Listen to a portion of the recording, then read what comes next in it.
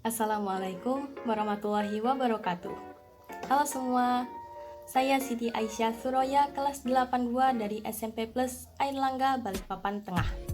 Kali ini saya akan membahas materi tentang pendistribusian kembali atau redistribusi pendapatan nasional.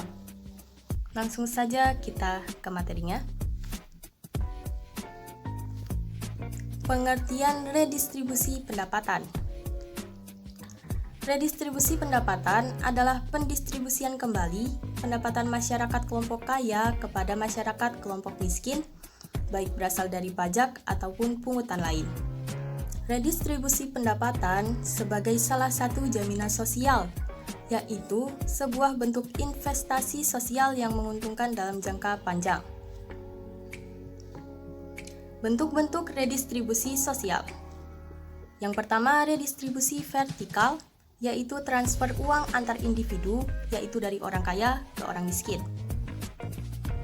Yang kedua, redistribusi horizontal, yaitu transfer uang antar kelompok, dari kelompok satu ke kelompok lain.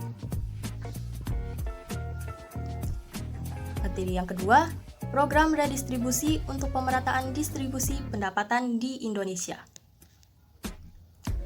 Program pemberian jaminan akses kebutuhan dasar bagi rakyat bawah.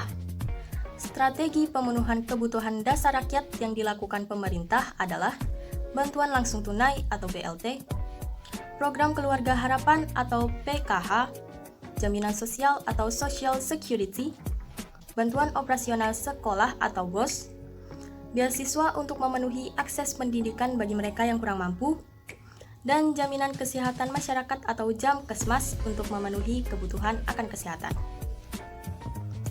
Program kredit lunak dan penjaminan kredit berbasis komunitas. Program kredit usaha rakyat atau KUR diresmikan pada 5 November 2007.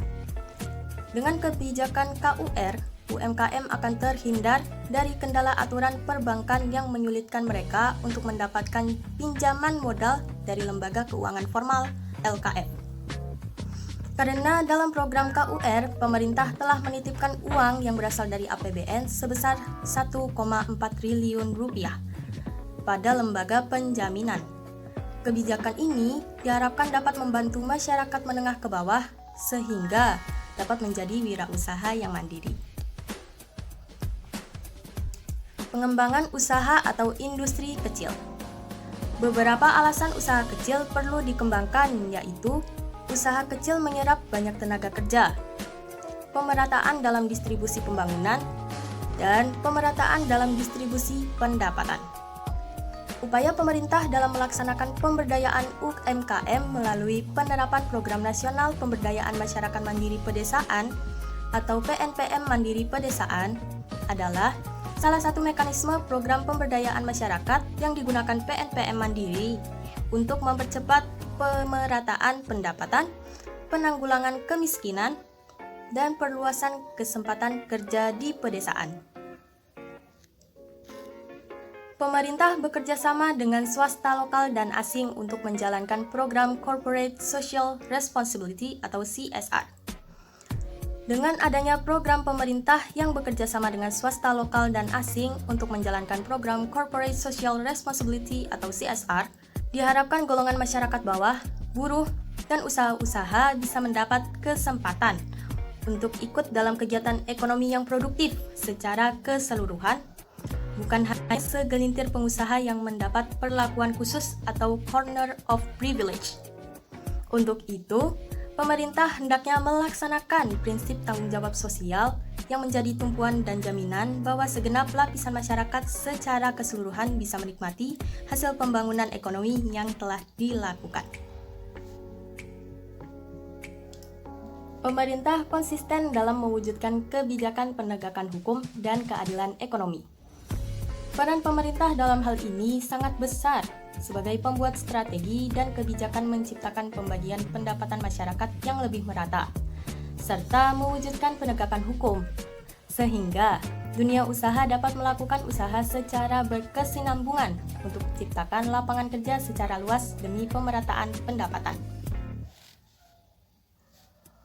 Yang ketiga, beberapa alternatif praktik redistribusi pendapatan di Indonesia. Yang pertama, subsidi.